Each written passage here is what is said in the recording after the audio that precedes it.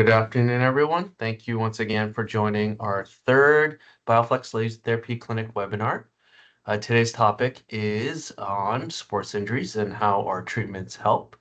Now, a couple of things. Sports injuries, obviously, we do treat a lot of athletes here, but actually, a lot of the injuries can occur to you and I.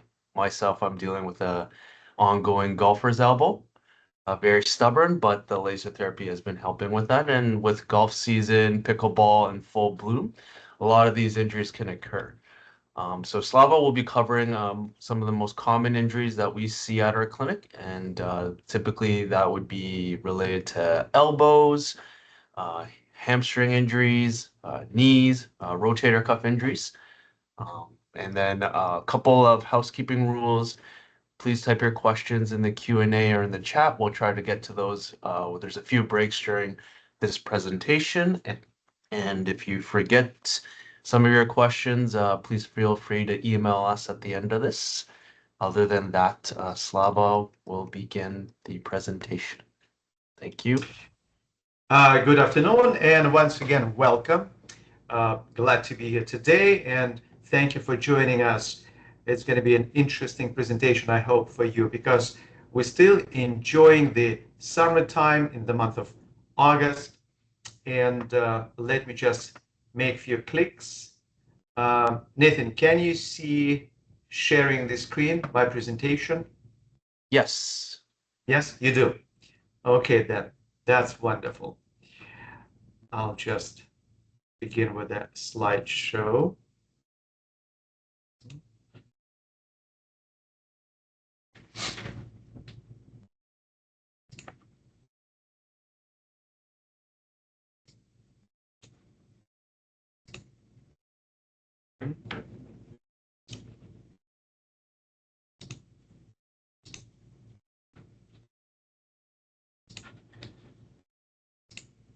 Oh, there we go. Now it's working. Yes, indeed. This is perfect timing for all kind of sports activities, outdoors activities, recreation sports. And unfortunately, things like sports injuries happen. That is why at our clinic, at the laser therapy clinic, we hear phone calls, we receive emails, patients asking us, can laser help me with this, with that ache? And this can happen not only to all of us, amateur athletes like Dr. Nathan, myself, and many others, but also to professional athletes and Olympic caliber athletes as well. So I'm going to try to share with you with some of that basic information.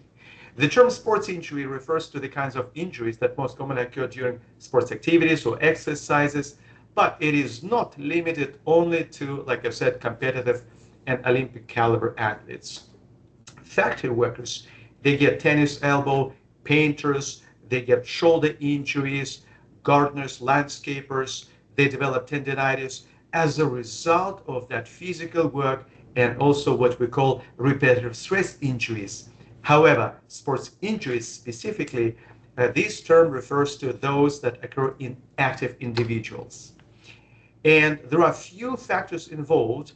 As an example, every time I'm driving to the clinic, I see people running along the pavement, along the sidewalks, and I'm thinking, well, those potentially are our patients because unknowingly they may run literally into those sports injuries. And look at that. Statistically speaking, we see millions of injuries happening annually. And this is the statistics I found from the Sports Medicine Journal published back in 2003. By now, those numbers have changed dramatically. 59% of injuries occurred in lower extremities, with the knee, ankle, and thigh being the most common injury site.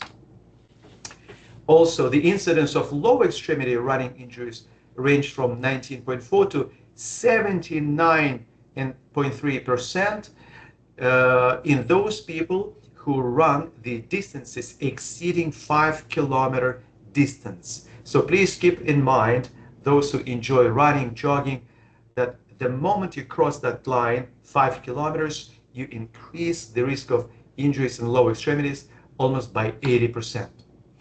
And let me in this regard mention something what is called hamstring injuries. Very common, often very frustrating musculoskeletal condition, affects one of the largest muscles in the human body, the back of the thigh. And these muscles play a crucial role in physical activities involving knee flexion, hip extension, and in those activities involving like running, jumping, and kicking. So this is what most of the time can happen, and people can experience immediately when it grabs you. Yes, you feel it. It's very specific in that particular muscle. Hamstring injuries can occur in a variety of situations, including sports activities, sudden acceleration or deceleration, and even simple everyday movements can happen. Hamstring injuries can be challenging to manage, to heal, to recover from, like I said, especially in those who train on a regular basis, as they tend to have a high rate of recurrence if not properly rehabilitated. When the body is trying to heal itself, to repair the damages, obviously there will be a scar tissue formation, and that particular spot will be predisposed, will be already kind of in that state of re-injuring itself, because scar tissue does not have the required elasticity. The hamstring muscle group consists of three muscles: the biceps femoris, semitendinosus, and semimembranosus. So when you look at the anatomy, you will see those main anatomical structures and the main attachments, bony attachments. So when the injury happens, like in this schematic illustration, some tearing of the muscle fibers, or another most common, the weakest spot in the hamstring is that junction between the tendon, where we see connective tissues, like white colored tissues, and muscle fibers. So that is the weakest spot in the muscle itself. And then you see the imaging when the actual injury happened, when those fibers would be torn and hematoma formation, intratissue bleeding would be happening. It will be transpiring into that subcutaneous discoloration and bruise formation. So, few points about that, how it happens. During activities like running or deceleration, the hamstring contracts eccentrically to control the movement and decelerate the leg. Then imbalances in muscle strength and flexibility, in aggregate strength in the hamstring relative to the quadriceps, or insufficient flexibility. In other words, the disbalance between quadriceps muscle in the front of the thigh and the hamstring at the back. And then overstretching. This can happen when there is a sudden and excessive lengthening of the muscle, such as during a rapid change in direction or forceful kick. That is why you may see some soccer players when they're trying to run across the field, or sprinters, or any football players with the same kind of intent, quickly to gain that speed. They fall down immediately, experiencing that sharp pain in the hamstring. And this is what we see on our big TV screens when we watch those games. A player falling down and with the hand grabbing the hamstring right at the insertion. So also, muscle fatigue can lead to the decrease in the muscle activation and coordination, making the muscle more susceptible to injury. Obviously, those who run back and forth, the muscle fatigue, the buildup will make it a little bit weaker. Okay, and then tissue degeneration. Chronic overuse or repetitive microtrauma can lead to degenerative changes in the hamstring tendon. So degenerated tendons are more prone to tearing even with less forceful activities. So that is why when an athlete would have one injury healed, another injury healed up to 3, 4, 5 times, this particular area becomes degenerated tendons, making it the situation even more vulnerable, susceptible to re-injury. And neural factors. Nerve irritation or altered neuromuscular control may disrupt the normal firing patterns of the hamstrings, leading to imbalances and increased vulnerability to injury. So if you remember this man, the legend Jamaican sprinter, 100 meters world record holder, okay, Usain Bolt.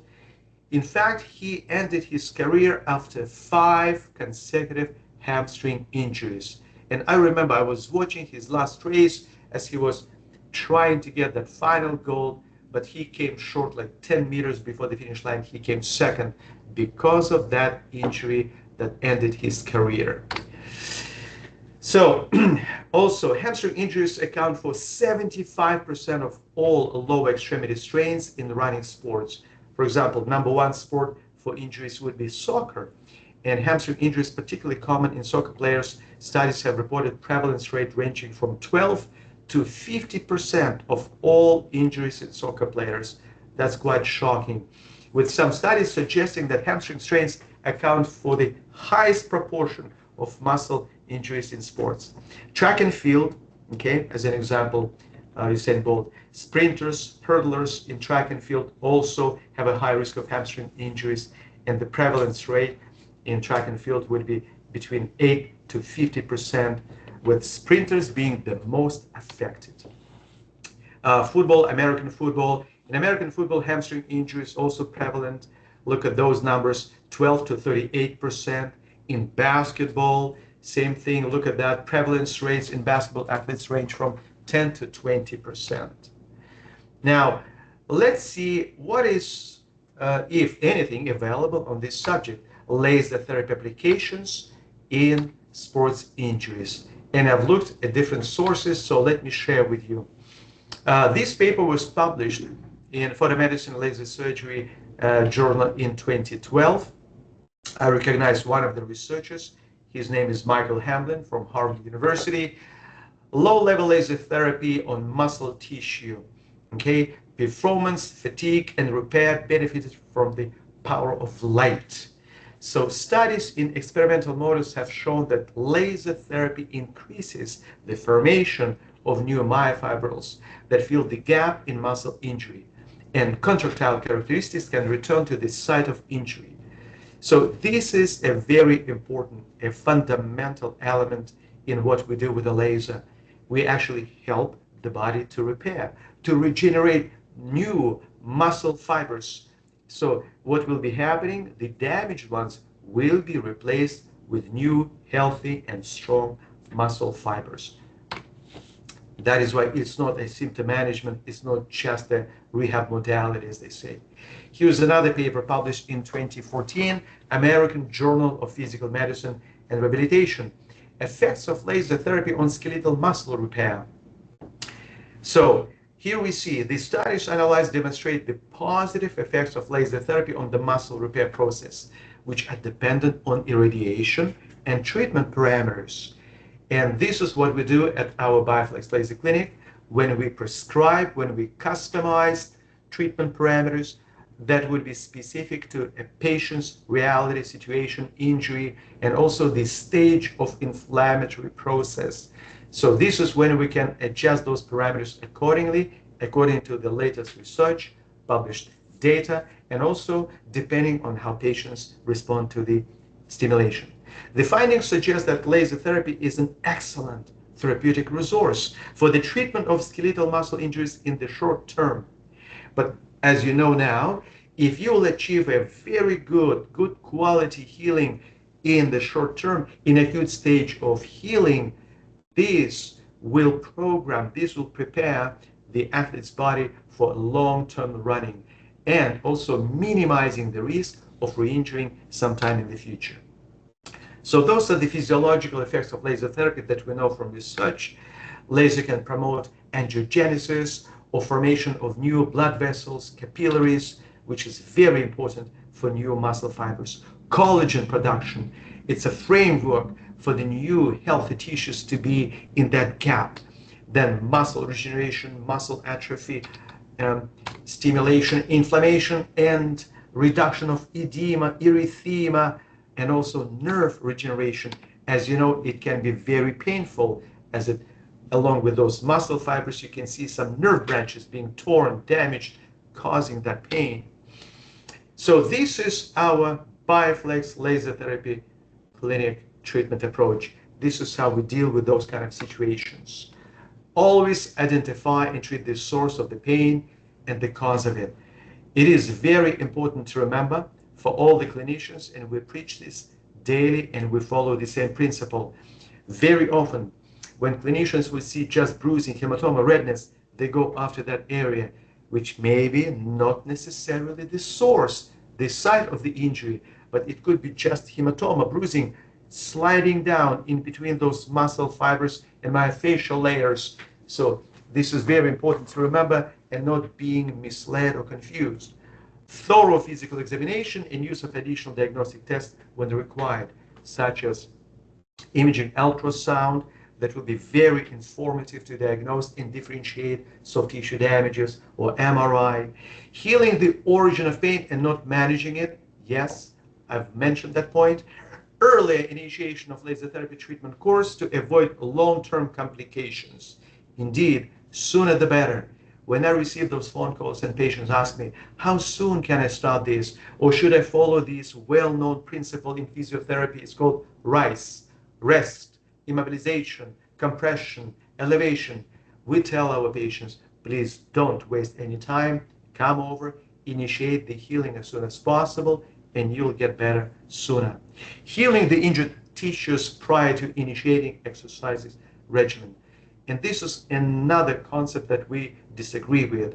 Sometimes we hear, oh, you have sports injury, let's begin with exercises, which could be leading to more injury, promoting to more muscle fiber tearing, and preventing from rapid, better quality healing. So we do not initiate exercises until tissue healing will be achieved. So, oh, one moment. There we go. The treatment course will consist of those few simple points. Initiation of laser therapy treatment course, followed by a deep soft tissue massage, and then gentle stretching exercises, then strengthening exercises, and then what we call maintenance laser treatments for repetitive stress injuries, especially if a person is involved in continuous training, ongoing training, or some sort of work is related to ongoing stress to the area.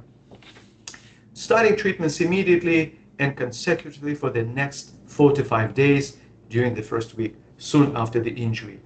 Yes, indeed, we can do those treatments daily, no time wasted. And on a daily basis, we could see those positive changes happening.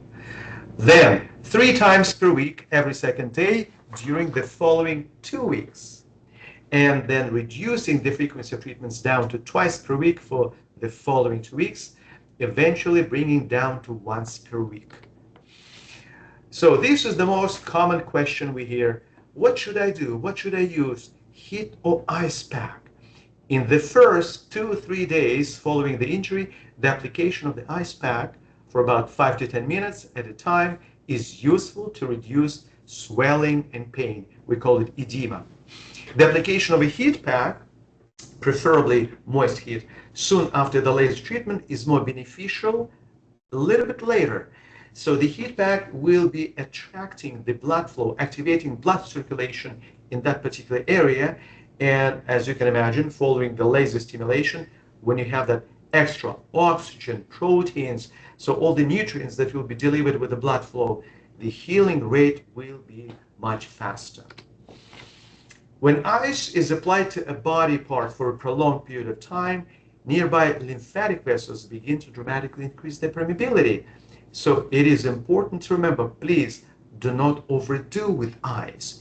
In other words, the swelling, the pain will be there even more than previously.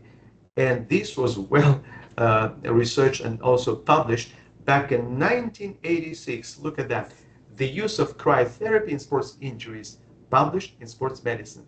So that is why it's a very well-known fact, but also well forgotten. So please remember, do not overdo with icing. And if the icing goes on for too long, the lymphatic vessels can actually be nearly obliterated. So this can damage those lymphatic vessels, losing the fluid to the surrounding tissues, and therefore failing to carry excess water away from the injured area and promoting more swelling. So this was also announced at a big conference in Europe, Sports Medicine Conference in Budapest in Hungary, 1991. When it comes to massage therapy, after initial 3 laser treatment sessions, patients should be introduced to the soft tissue massage. Initially, it's going to be a very light lymph-draining technique, and it is recommended in early stages of inflammatory process, maybe once or twice treatments per week. So what does it do? Lymph drainage will help us to move out of the way all the toxic products of inflammatory reaction, metabolic toxins, and therefore it will create a clean environment, also activating peripheral regional blood circulation, supplying those injured muscle tissues with oxygen, protein, amino acids, and vitamins, whatever you take with your healthy foods.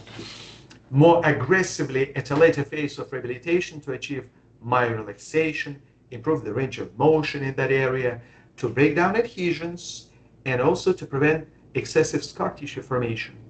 Also, massage will help to activate blood and lymphatic circulation to enhance the tissue elasticity and alignment, and this will prepare the muscle for the next step for stretching, effective stretching exercises. You see, improving elasticity. Once again, please remember this word collagen formation that we have learned just from previous slides. Then stretching exercises. That would be at the stage of approximately 50 to 60% of overall improvement. Patients will be introduced to gentle stretching exercises. Also, what can be done, aquatics, swimming. In the water, the human body is weightless, therefore it's going to be very safe, but also very effective to do so. At the level of 70 to 80% of overall improvement, patients gradually resume their normal daily activities and physical exercises that would help to improve the muscular tonus and strength that previously the injured body area, initially avoiding the use of weights. So technically the goal will be restoration of normal daily activities, normal range of motion, and then gradually preparing the previously injured site to more challenging exercises such as weight training. So this is a quick summary. Once again, our treatment program will consist of those main points. Laser therapy, it will deliver healing. Manual therapy like massage, gentle stretching, and then maintenance care. If patient will require continuous treatments, or let's say patient will be traveling for competitions, tournaments, will be outside of the city, then we can always offer portable system on the rental basis for them to use. And let me share with a few cases, specific cases we have treated successfully at the clinic. One of them was a 50-year-old amateur soccer player, injured his right hamstring 3 weeks prior when he was playing soccer. So on physical examination, finds it difficult to be active physically and disturbs his sleep. He has used physiotherapy, ultrasound, massage, acupuncture, as you can see, moist compresses, analgesics without any significant relief. And still, there was acute tenderness extending from the ischial tuberosity. This is the medical term for sitting bone, just 3 inches above the popliteal facet. There are several areas which actually tender, and there was a significant edema over the entire area, swelling.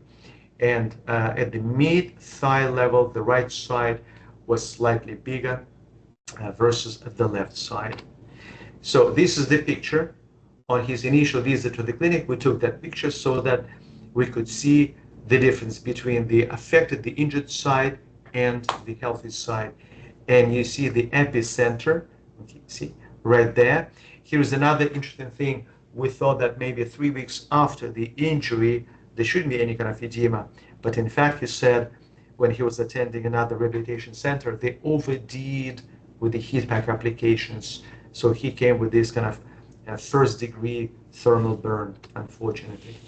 So laser therapy was initiated, and we were healing the actual hamstring injury under the skin, but also all of those superficial soft tissue damages. And he responded very well.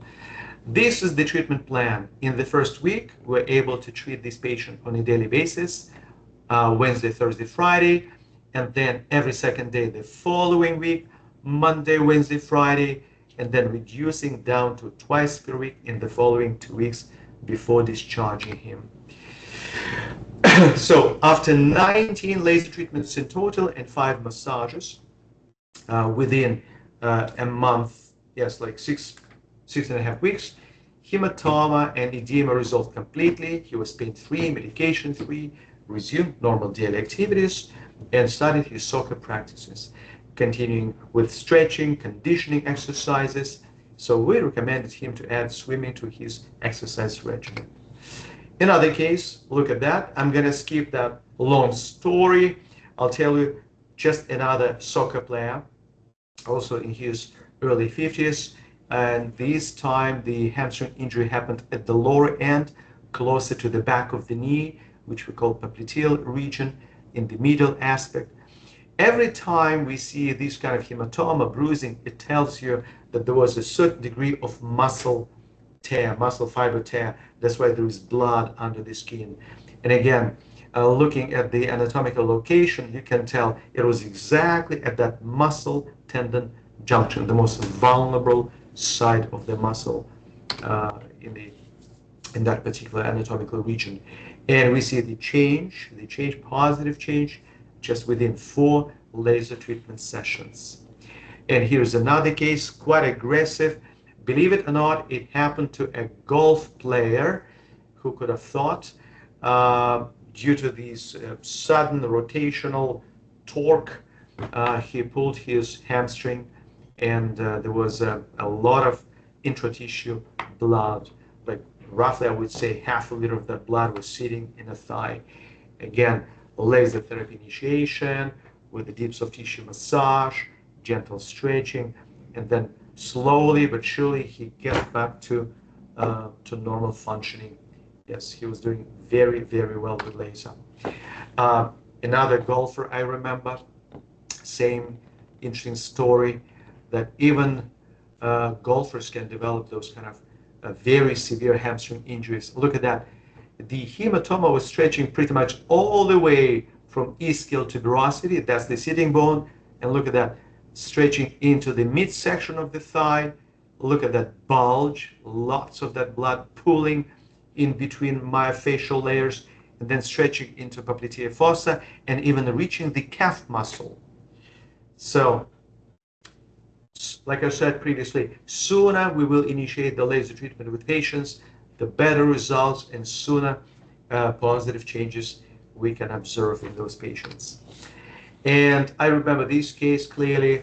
A Canadian athlete, she was on Team Canada competing in triathlon, and hamstring injury took her out of competitions for 6 months. And when she came to our clinic saying, well, I'm under the supervision of the best experts in the field of sports medicine, I have tried this, and I'm frustrated because I've missed 3 world caliber competitions already. I can't wait any longer. I'm at the peak of my performance. I need to get back into, like literally to get back on track. But I cannot take steroids because I'm under constant doping control. I cannot have any invasive procedures. I cannot take medications. So please help me with the laser technology. And we did. So you see, it's a handwriting from this athlete, Elizabeth. Meditech, thank you for everything. She was back to normal. At this point in time, I'll take a break, and I will ask Nathan, maybe we have received some questions, and perhaps this will be the right time to answer a few of those questions. Slava, I think looking at the time, we have time for a couple questions. One question that came in was, there was a slide that mentioned starting treatment early in the acute phase is really important. The sooner you start, obviously, the better outcomes. Is there a point where the injury has been around too long, it's been too chronic, where laser therapy is not beneficial in terms of recovery? Well, it's a very good question because in other reality, regretfully, we do not see a lot of patients who would come to the clinic as soon as the injury will happen. And in many cases, we see so-called chronic cases. So just like I have described in previous patient cases, they would try this, and this, and then somebody will mention about laser. So nevertheless, even though it will be more challenging to treat those injuries with few weeks or sometimes even months behind, because there will be already adhesions, there will be already some scar tissue accumulation, but still it is possible to help the body to heal itself, to make it better, and I mean quality-wise, to promote tissue regeneration rather than symptom management, and also at the same time introducing patients and supervising them to gain their functional recovery. So the short answer would be still yes, it is possible, it is doable, and laser therapy is very instrumental even in those chronic cases. We have a question asking about abdominal tears. Is that something that can be treated? Abdominal tears and strains. If there are no any more specifics, more details, then my assumption is that we're talking about the abdominal wall, right? The abdominal muscles. It's a yes. A laser therapy will be perfect for this, okay? Only if it's something that is related to internal organs or abdominal cavity, then I would skip on that. But everything that is related to the muscle, myofascial layers of the abdominal wall, yes, laser therapy can be really, really beneficial to heal those injuries. Maybe one more quick question. This question came in and kind of reminded me of my patient this morning, rotator cuff injury. Had about 9 physiotherapy sessions. Actually, unfortunately, made her shoulder a little bit more worse, turned into a frozen shoulder. So the question is, how can you determine after a certain amount of laser that the shoulder or whatever site of injury is safe to initiate strengthening exercises? It's a good question. And by the way, I will have few slides dedicated to rotator cuff injury specifically. Okay. But from this description, from this question, I assume that in spite of all the physiotherapy kind of efforts, the inflammation within the joint capsule itself has not been resolved. So this is when I would suggest using the laser to heal not only the tendon in question of that rotator cuff, but also to pay attention to the joint capsule. When adhesive capsulitis of frozen shoulder happens, usually it's the result of a non-resolved inflammation within the joint capsule. That's why it's called adhesive capsulitis. So laser therapy will be able and capable of irradiating, saturating the joint capsule, reducing, resolving inflammation within the joint, and also specifically targeting the injured site as a result of any kind of tendinitis, tendinosis, or repetitive stress.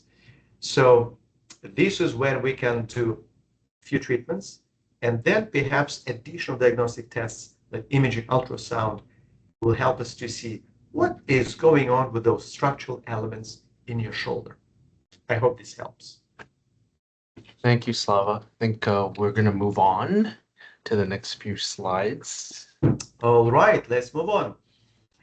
Infrapatellar tendinitis and bursitis. Again, it is related to lower extremities injuries topic. 42-year-old amateur runner presented himself with complaints on the pain in the knee, swelling, redness in the left knee joint area, and is getting worse. So he tried on his own ice pack applications, analgesics, non-steroid anti-inflammatory medications, and that helped him, but very minimally. So pain, discomfort interferes with his now sleep, walking, simple walking, not to mention running. And on examination, tenderness over the infrapatellar tendon in the knee joint capsule. There was very obvious visible hyperemia, which is like a redness in that area, edema, swelling affecting the whole joint, and limited range of motion. So we took this picture on his first initial visit to the clinic, and you can see like this knee is very angry, red, inflamed. You can only imagine how painful it was for this patient. And then after 9 laser treatments, without any steroid injections, without any medications, you see. By the way, let me make a connection to that previous question about joint issue, about the capsule. It's a perfect example, perfect illustration how laser can resolve inflammation within the joint. Okay, thank you. And yes, when you put those pictures side by side, you can see dramatic difference before and after laser treatment. So after 9 laser treatments, within 2.5 weeks, hyperemia, edema resolved completely, normal range of motion, no pain, no medications, and normal activities, including going back to running. Now, perhaps you know we have treated in the past competitive athletes, Olympic caliber athletes, and a few years back I was helping a physiotherapy team from the United States. They were helping the national figure skating champions in preparation for the Winter Olympics, and knee injury happened. So after all of the healing with the laser, the success, this video was actually included into some news broadcast. I'm going to try to play it for you today. Let's see if it works.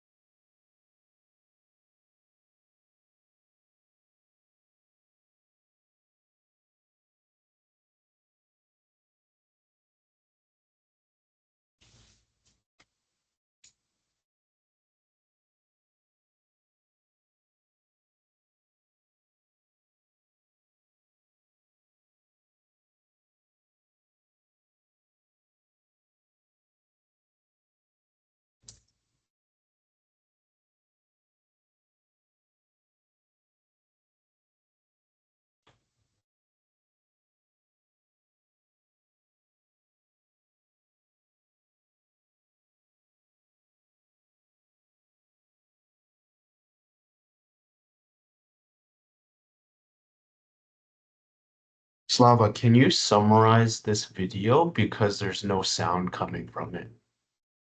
Oh, wow. Not even through my speakers?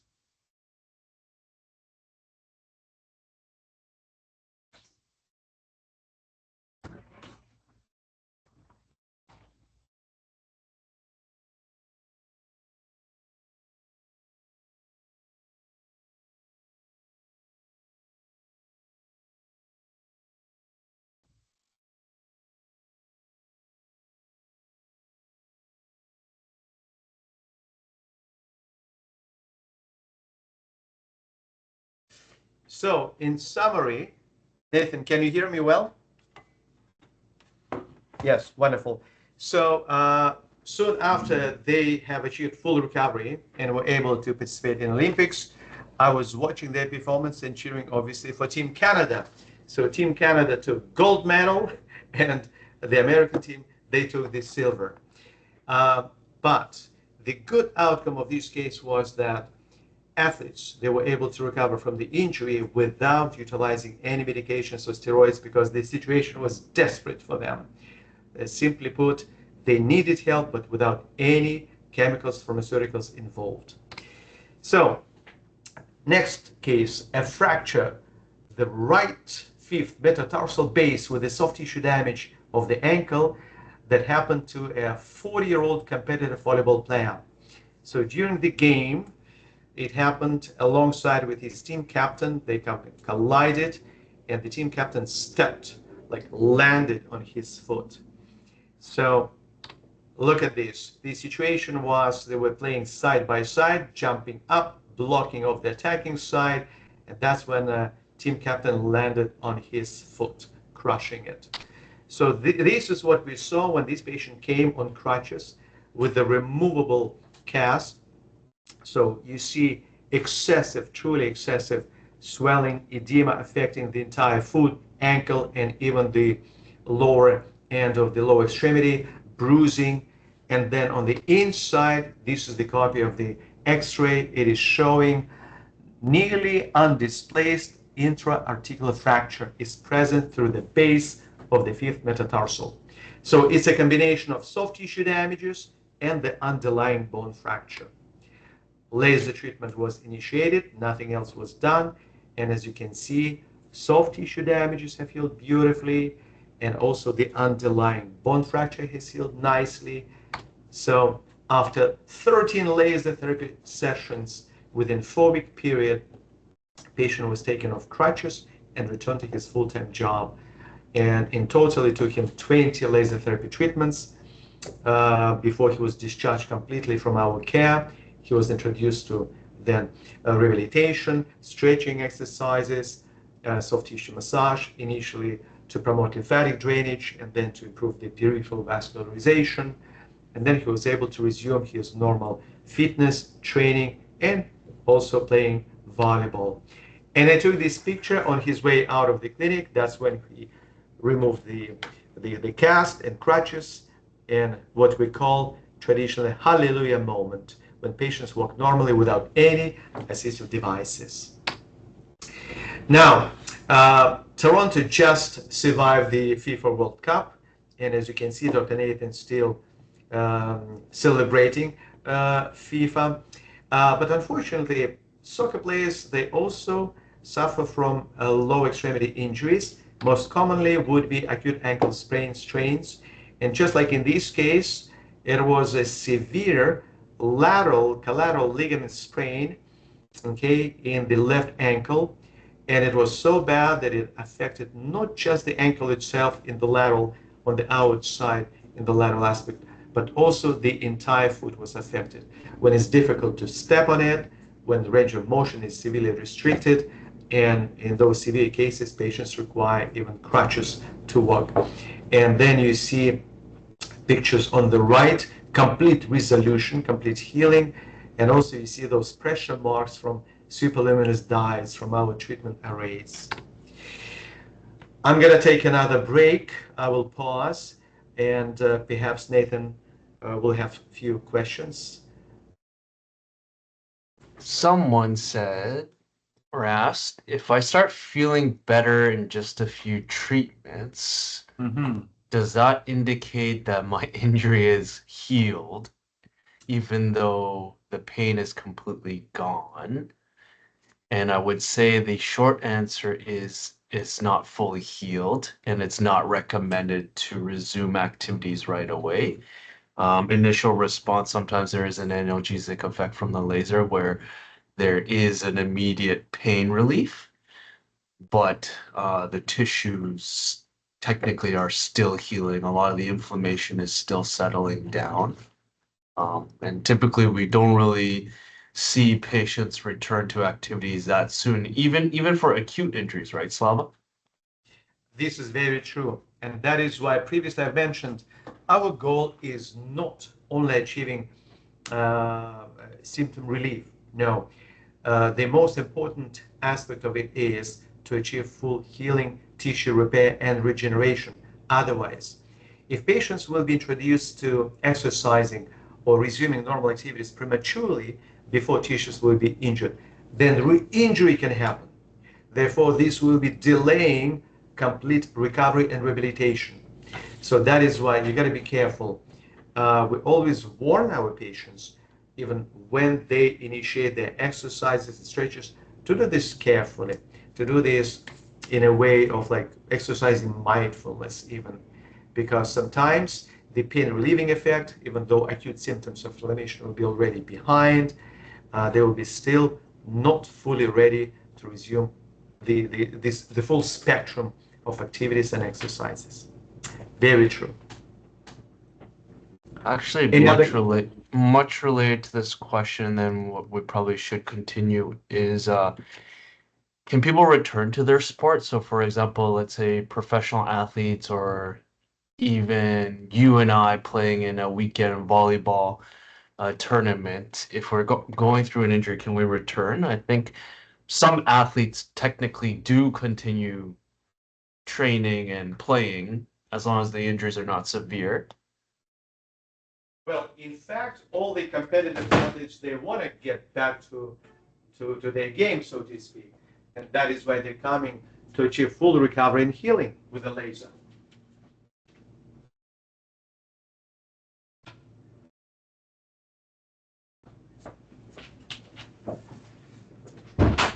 And this is what laser therapy actually allows them to do.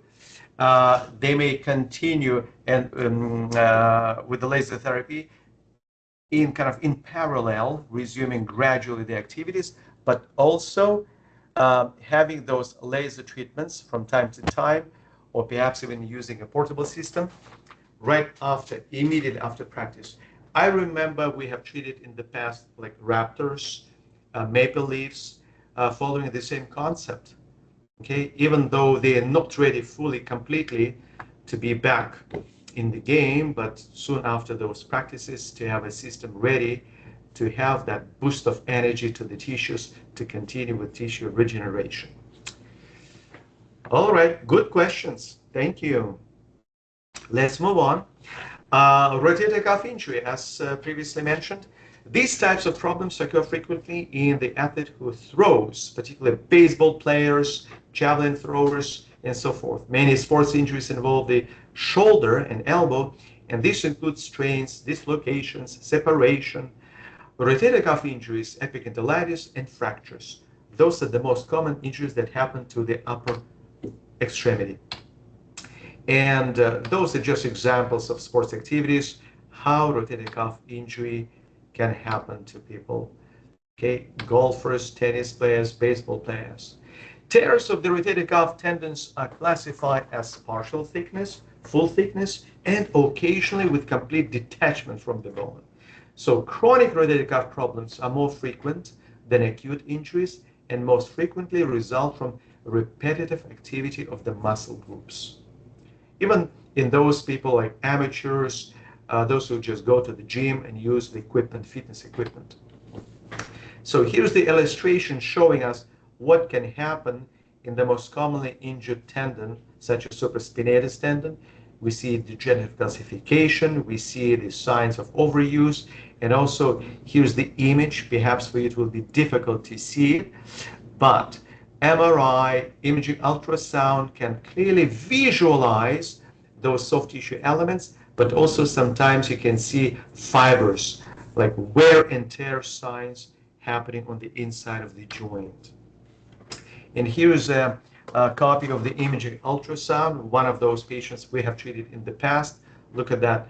There is a full thickness tear of the anterior and mid fibers at the insertion of the supraspinatus tendon, with the tear measuring 24 by 15 by 9 millimeters. Quite a significant size of a tear. And that's exactly the supraspinatus tendon that I was showing you on that picture previously. So after 13 laser treatments, this patient was dispatched to the same imaging lab. And the reason behind, to maintain that consistency in reevaluation, so that there will be no any kind of discrepancy or a different perception of those anatomical structures. And look at that. The tear involving supraspinatus tendon, noted previously, is not as extensive, and intrasubstance tear only identified at this time, measuring approximately 10 by 4 millimeters. Look at that. From 24 by 15 by 9 millimeters down to 10 by 4. Clearly, it is showing us that it's not only symptom relief that is patient kind of noticing subjectively and telling us about the improvement, but also objectively, we see how anatomical structures happening at the tissue level. Now, obviously, the MRI came a little bit later, even though the application form was submitted previously, but as we know, we have to wait for MRI a little bit longer. So by the time he was called for MRI, look at that, by then he has had 18 laser treatments in total, and impression, MRI conclusion, mild supraspinatus tendinosis, which means now it's kind of chronically changed structure of that tendon, but no rotator cuff tear is seen. Wonderful. To us, it's a good news demonstrating that laser therapy was able instrumentally to complete regeneration, and patient has achieved full recovery from this injury. I'll take another break. Perhaps we have received a few more questions.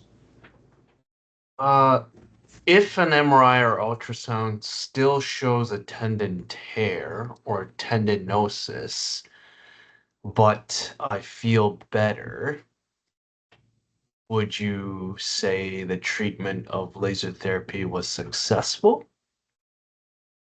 In my opinion, yes. it was successful because let's keep in mind, any injury, any wound, any post-surgical situation, the body will be creating a buildup of connective scar tissue or some form of a patch on the inside.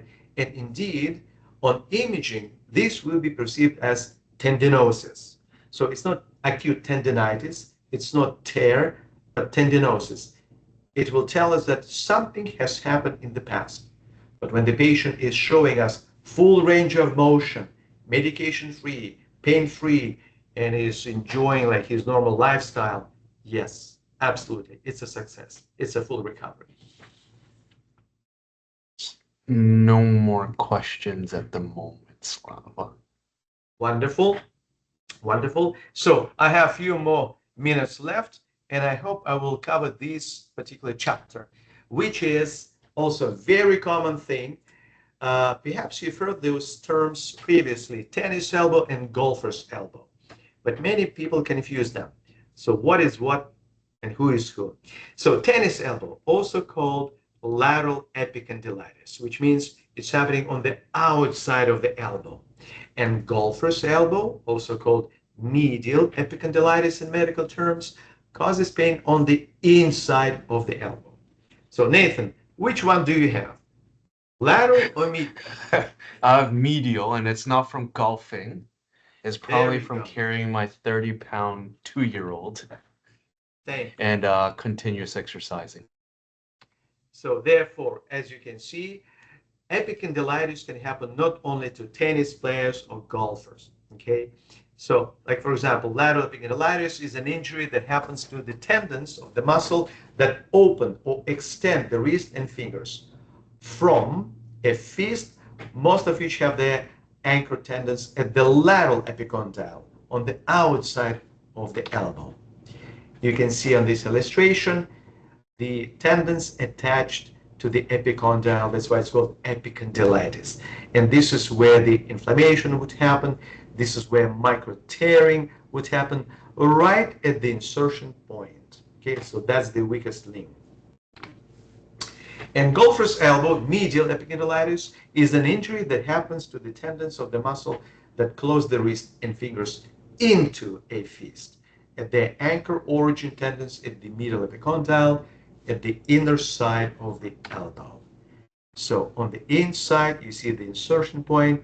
That's again when micro tearing happens, inflammation and pain, and all of those inconvenient and uncomfortable sensations that patients describe to us. A lot more people develop tennis elbow and golfer's elbow as a whole. Tennis elbow is more prevalent in the general population, 2.4% most occupations and most sports. Some people involved in some manufacturing, or like I said, construction sites, landscaping, use of instruments. The wrist flexors being stronger, more adaptable, and having a high endurance threshold can better withstand and adapt to both sudden and long-term loads better than their opposing muscle group, the wrist extensors. So both conditions are overused tendinopathies, okay, and usually they're associated with racket sports. It's a common mistake even among professionals of both sports to misidentify the injury. Okay, sometimes even athletes themselves don't know which one is what, tennis elbow or golfer's elbow. So other activities, medial epicondylitis associated would be baseball, throwing sports, and medial epicondylitis has also been reported in bowlers, archers, and weightlifters. I assume Nathan is a weightlifter. So typical trigger activities are repetitive extension forces to the forearm, for instance, working with keyboard and mouse. We see more of those patients now with desk jobs, okay? As a consequence to recurring microtrauma, the metabolism in the tendon is decreased, leading to inefficient repair of the tendon by body's own regeneration mechanisms. This is when the help from outside would be welcomed, and photobiomodulation laser therapy can deliver that extra energy. Normally, conservative treatment methods include rest, stopping the activity that produces those symptoms, taking anti-inflammatory drugs, applications of an ice pack, bracing the area with a band or a special brace, sometimes even corticosteroid injections, And lately also we have seen some reports indicating on the benefits of PRP injections, also even stem cell regeneration therapy. So those are the examples of bracing, just in an effort to immobilize, take the load off those muscles and tendons in the forearm region. Also, physical therapy methods, massage, exercise regimen, electrotherapy in the form of like TENS machine, and therapeutic ultrasound recommended as part of normal conventional physiotherapy. And also, I've looked at some research data. Look at that. 3 Cochrane reviews on treatment of lateral epicondylitis. And one of these reviews, the researchers could not find definitive conclusions concerning effectiveness of orthotic devices. Okay. Also, oral and topical non-steroid anti-inflammatory medications were found to be effective in one review only, while in other review, researchers failed to obtain sufficient evidence to support or refute effectiveness of acupuncture, specifically for lateral epicondylitis. And once again, very quickly, I would like to share with you some research data on laser therapy applications. Look at that. Laser administered with optimal doses in red and infrared spectrum directly to the lateral insertion seem to offer short-term pain relief and less disability, both alone and in conjunction with exercise regimen, published in 2003. Whoops, one second. Here's another paper published in 2015, American Journal of Physical Medicine and Rehabilitation. Again, look at that. It caught my attention that laser therapy with gallium arsenide infrared laser, this is the wavelength that we use at our clinic in our technology, has been found beneficial and effective.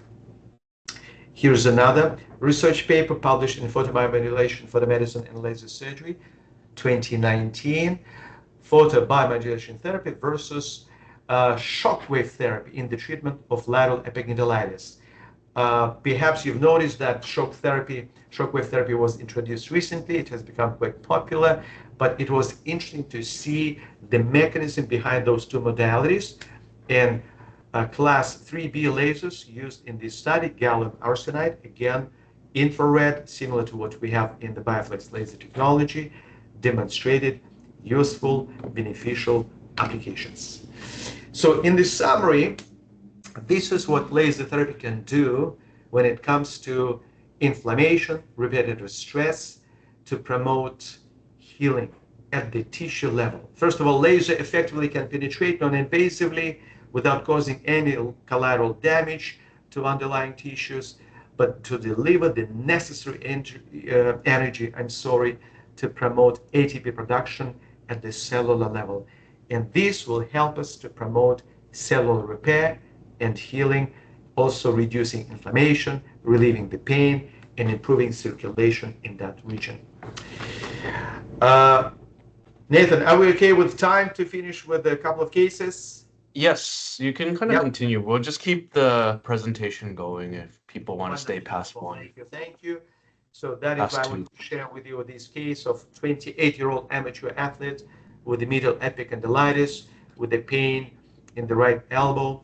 Okay, you can see also his functional measurements: right hand grip 70 pounds, left 80 pounds, and on palpation there was acute tenderness exactly locally over the medial epicondyle. After 6 laser treatments within 7 weeks period, as you can see, if it's not acute, if it's repetitive stress injury, we can space out those treatments and have them like twice per week. So after 6 laser treatments, he was pain-free, medication-free, resumed normal daily activities, and look at those functional parameters.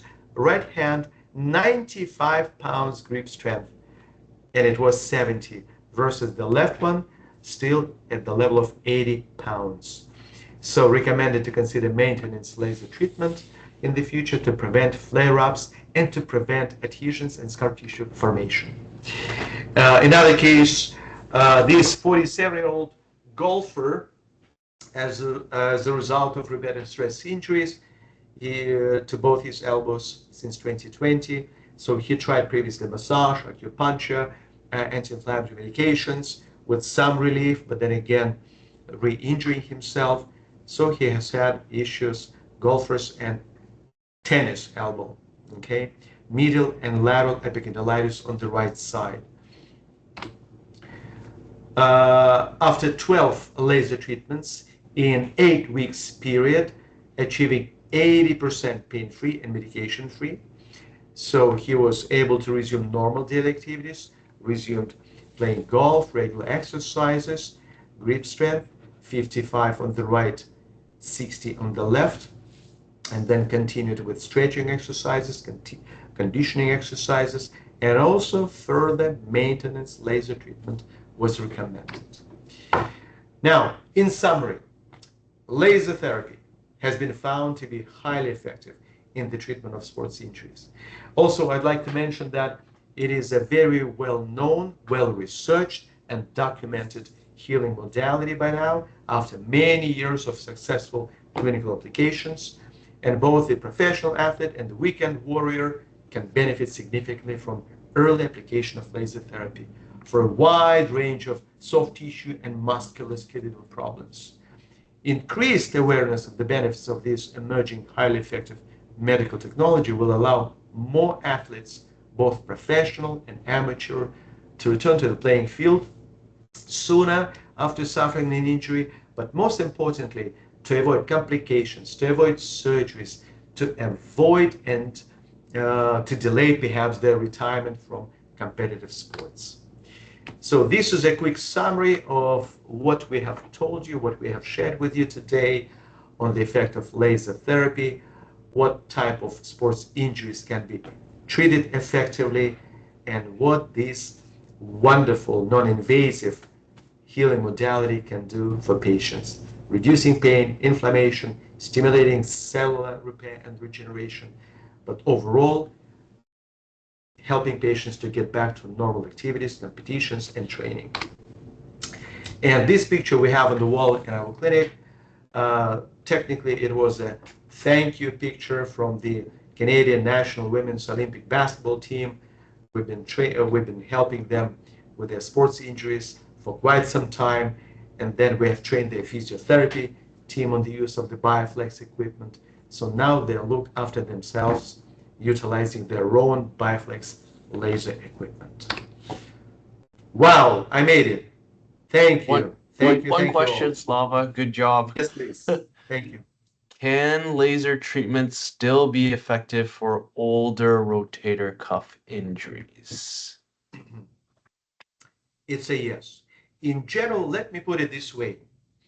Knowing physiological, biological effects of laser, it works at the cellular molecular level on every living tissue. Therefore, when you combine two things, the healing aspect of your rehabilitation and functional recovery under the supervision of a physiotherapist with proper stretching and strengthening exercises, you can do really, really well. It's a wonderful combination, laser healing and functional recovery.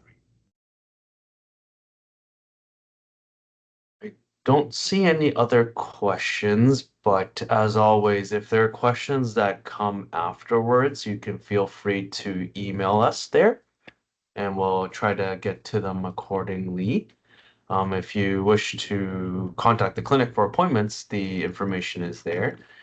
And stay tuned for some future webinars, and I'm not sure what the next topic is, but we'll try to do one more this end of the year, probably sometime around winter. But I once again want to thank you, Slava, for taking the time to teach us about sports injuries and how our treatments help. And I want to thank everyone as well for attending today's webinar. Wish you all the best and see you soon. Thank you. Be well and stay safe. Enjoy your summer.